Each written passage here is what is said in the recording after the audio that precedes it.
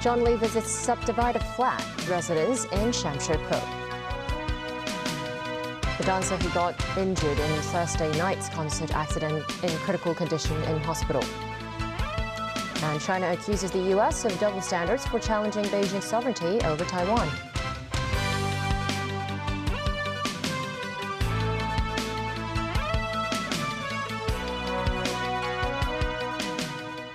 Good evening and welcome to TVB News. Chief Executive John Lee made a visit to Shenzhen this morning to listen to people's views prior to his first policy address in October. Christy Khan has the details. Chief Executive John Lee arrived in Shenzhen in the morning to begin his tour of the district.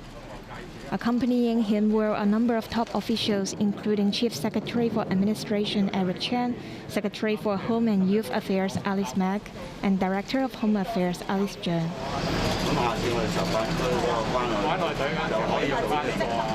They first went to a building without any form of residence organization or any management company to learn more about the distribution of subdivided flats in the district.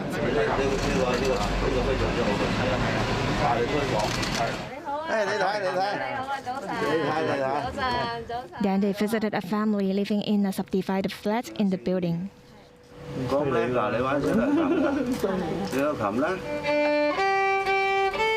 Lee said a secondary school student he met likes playing the violin. But the teenager never enrolled in any practical exams as he didn't want to put any additional financial burden on his family.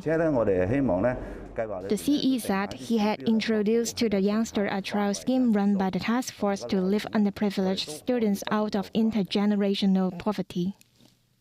The first round of the scheme is set to offer assistance to 2,000 underprivileged students, including mentorship, personal development plan, and financial support.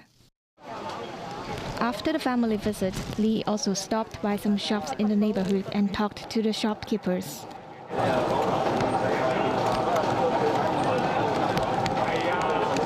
Some shop owners saw the chief executive as a friendly leader, while some others took the opportunity to express their views towards inflation problems in the city. Lastly, Lee visited the Shenzhen Kaifeng Welfare Advancement Association Neighborhood Elderly Center. Apart from talking to the elderly, he also played board games with them. He also spoke to community leaders and grassroots residents to familiarize himself with the living conditions of the people. Speaking to the press after his visit, Lee said he had heard different views and suggestions. He added that all this will help him prepare his first policy address, which he will deliver in October. He promised he will make more visits to the community in future and get a better understanding of the needs of the people. Christy Khan, TVB News. The dancer who got seriously injured by a falling video screen during a mirror concert 2 days ago is now in critical condition. A Queen Elizabeth Hospital spokesperson said today the patient's survival index is stable, but he has been on a ventilator after surgery. The hospital clarified that any patient who requires this kind of support will be temporarily counted as critical. The medical team will continue to monitor the dancer's situation and offer appropriate treatment to support his recovery. Meanwhile, Secretary for Culture, Sports and Tourism Kevin Yeung today re-emphasized that safety is the top priority for any performances. The culture chief added the authorities will review stage arrangements and safety measures for upcoming performances in government facilities. LCSD will contact this venue hirer and discuss with them what their performances will be and what sort of special arrangement in terms of the stage and other facilities that they will be arranging. And then we will discuss with them on the safeties of these facilities or stage arrangements and make sure that it's okay to operate. The city reported 4,683 new COVID cases, including 4,490 locally acquired infections. Meanwhile, experts say there's no need to tighten current social distancing measures. Health authorities continue to identify outbreaks from hospital wards, schools and elderly care homes. 4 more patients aged between 64 and 92 died. Among them, the 92-year-old patient with heart disease tested positive for COVID posthumously at a mortuary. He passed away at home after developing symptoms such as shortness of breath and vomiting. With the city's recent daily infection tally standing at no more than 5,000 cases, government expert David Ho thinks most of the patients have mild symptoms and that it is not necessary to tighten social distancing rules for now. The expert added the city can look into shortening the quarantine period for inbound travelers. The Center for Health Protection need to examine the information from the inbound travelers over the last few months to work out what is the cutoff date for the hotel quarantine. They need to have a safety margin. For example, is it going to be 5+2 or 4+3? They really need to examine the data and have a safety margin determined. Meanwhile, the city is still unable to resume quarantine-free cross-border travel with the mainland. To travel to the mainland, one must secure a quarantine hotel reservation in Shenzhen, which are usually fully booked. This has prompted calls for Hong Kong's vacated isolation facilities to be used to complete the quarantine period before heading to the mainland. Chief Executive John Lee said today that he's looking into whether these facilities will serve other purposes. He added his administration is in talks with the mainland and will reach a consensus if authorities decide to go ahead with the plan to use these vacated facilities. Macau reported 0 new COVID infections, which means no new cases were found in the community for 7 days in a row. The Macau government announced that all people in the city are required to conduct rapid antigen tests for 3 consecutive days starting today. They are also required to declare their test results on an online platform. Meanwhile, the mainland reported 320 locally transmitted COVID cases, including 271 asymptomatic cases. Among the cases, Gansu province reported 105, while the Guangxi Zhuang Autonomous Region reported 102. U.S. Secretary of State Antony Blinken will head to Asia and Africa for a 5-nation tour next month. The first stop will be Cambodia, where he will attend a Southeast Asian Regional Security Forum. The foreign ministers of China and Russia are also expected to attend the event. Blinken will then visit the Philippines, South Africa, the Democratic Republic of Congo, and Rwanda. This comes as Beijing indirectly accused Washington of double standards at the United Nations as tensions mount over a potential visit by U.S. House Speaker Nancy Pelosi to Taiwan. Daniel Rao tells us more. China indirectly accused the U.S. of double standards at the United Nations on Friday for challenging Beijing's sovereignty over Taiwan. This came just a day after President Xi Jinping warned U.S. President Joe Biden in a phone call against playing with fire over the island. China's Deputy UN Ambassador Geng Shuang reinforced this message during a meeting on Ukraine at the 15-member UN Security Council. He said while some country has repeatedly emphasized the principle of sovereignty over the issue of Ukraine, it has incessantly challenged the sovereignty of China over Taiwan and even deliberately created tension in the Taiwan Strait. Geng added the determination of China to defend its national sovereignty and territorial integrity should not be underestimated, and that he hopes the country concerned will see this clearly and not play with fire. Beijing is concerned about a possible visit to Taiwan by U.S. House Speaker Nancy Pelosi. During her weekly press conference, Pelosi declined to discuss whether she'll travel to Taiwan during her trip to Asia next month, citing security reasons. However, she outlined the importance of congressional interaction with the Asia-Pacific region. I don't ever talk about my travel because, as some of you know, it's a security issue. It's a security issue for every member of Congress traveling, especially abroad. But for the Speaker, it is an additional security issue, and for those traveling with me. The President earlier in his term, talked about a strong emphasis on the Asian Pacific. He has visited there, the Vice President has visited there, the Secretary of Commerce and others, and we want the Congress of the United States to be part of that initiative. Meanwhile, speaking during the U.S.-Japan economic policy meeting, U.S. Secretary of State Antony Blinken stressed the need for diplomacy in handling Beijing-Washington tensions over Taiwan. We have many differences when it comes to Taiwan, but over the past 40-plus years, we have managed those differences and done it in a way that has preserved peace and stability and has allowed the people on Taiwan to flourish. It would be important as part of our shared responsibility to continue to manage this in a wise way that doesn't create the prospect for conflict. Dunnorell, TVB News.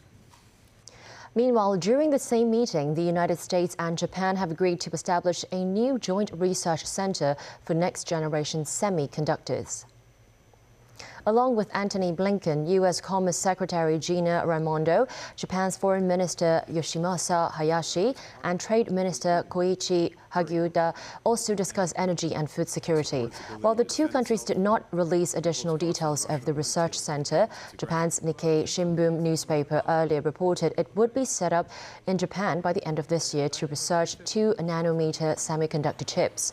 It will include a prototype production line and should begin producing semiconductors by 2025. Taiwan now makes the vast majority of semiconductors under 10 nanometers, which are used in products such as smartphones. There is concern about the stability of supply should trouble arise involving the two sides of the Taiwan Strait. The governor of New York State, Kathy Hochul, has declared an emergency in the state over the continued spread of monkeypox there. According to the website of the New York Department of Health, as of July 29th, the state had reported a total of 1,383 confirmed monkeypox cases. Hochul said more than 1 in 4 monkeypox cases in the U.S. are so far being recorded in New York and are having a disproportionate impact on at-risk groups. Meanwhile, Brazil reported the first monkeypox-related death outside the African continent in the current outbreak. The Brazilian victim was a 41-year-old man who also suffered from lymphoma and a weakened immune system, shortly after Spain confirmed Europe's first known death in the outbreak. Before the fatalities in Brazil and Spain, only 5 monkeypox deaths stemming from the outbreak have been reported, all in the African region. Still ahead on tonight's news. Ukraine and Russia trade accusations over a missile attack on a building holding Ukrainian prisoners of war.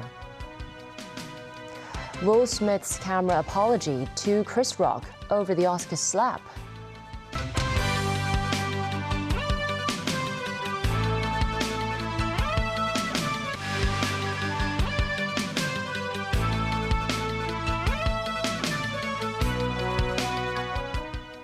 Welcome back to TVB News. Ukraine and Russia are trading accusations over responsibility for a deadly missile strike on a building holding dozens of Ukrainian prisoners of war.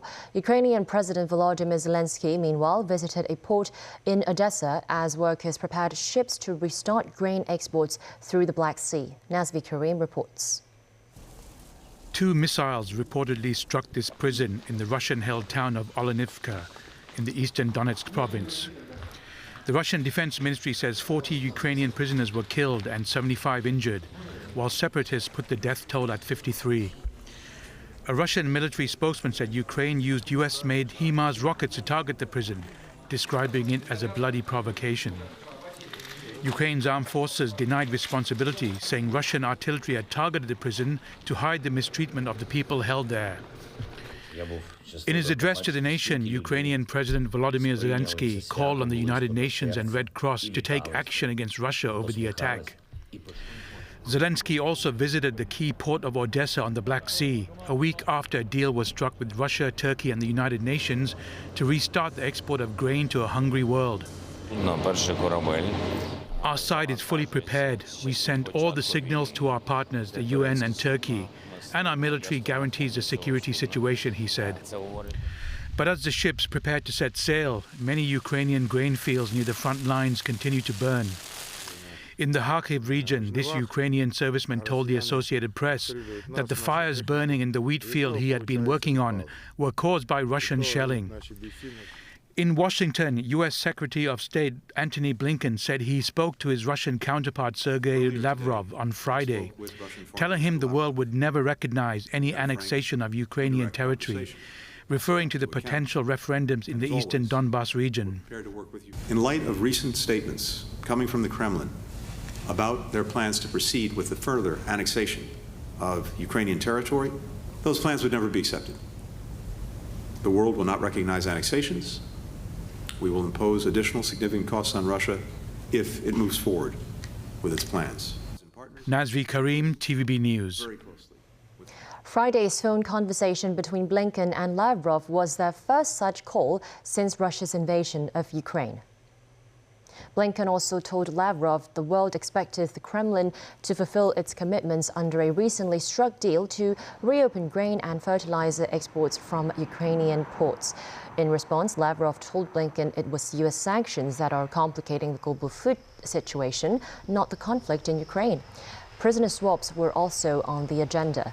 Blinken said he pressed Lavrov to accept a U.S. proposal to secure the release of WNBA star Brittany Griner and former U.S. Marine Paul Whelan, who are currently being detained in Russia. Lavrov, meanwhile, suggested the two sides return to quiet diplomacy on the issue of prisoner swaps. Here in Hong Kong, a man died this morning after being struck by lightning after he went hiking while the thunderstorm warning was still in force. A hiking coach reminded hikers that when on a mountain during thunderstorms, they should stay away from trees and crouch down to protect themselves from lightning. Caleb Leung has details. The Hong Kong Observatory issued the thunderstorm warning in the early morning, and it remained in force until early afternoon.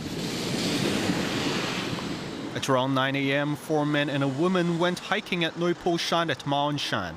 One of them was said to have been struck by lightning and fell unconscious.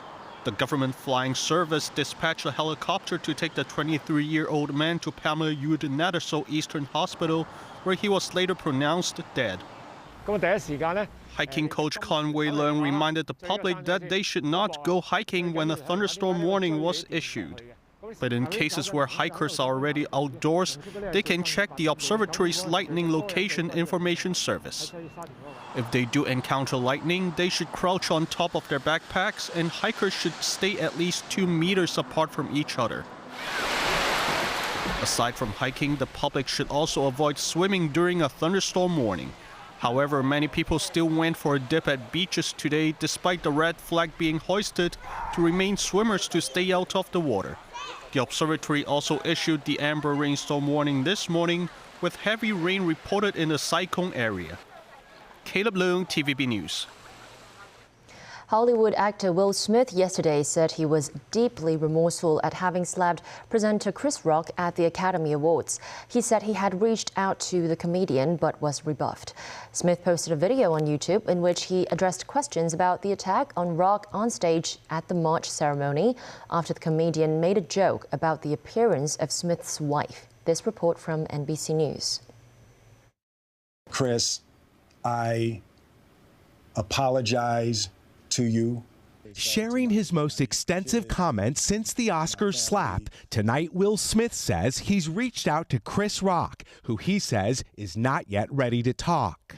I wasn't thinking, but how many people got hurt in that moment.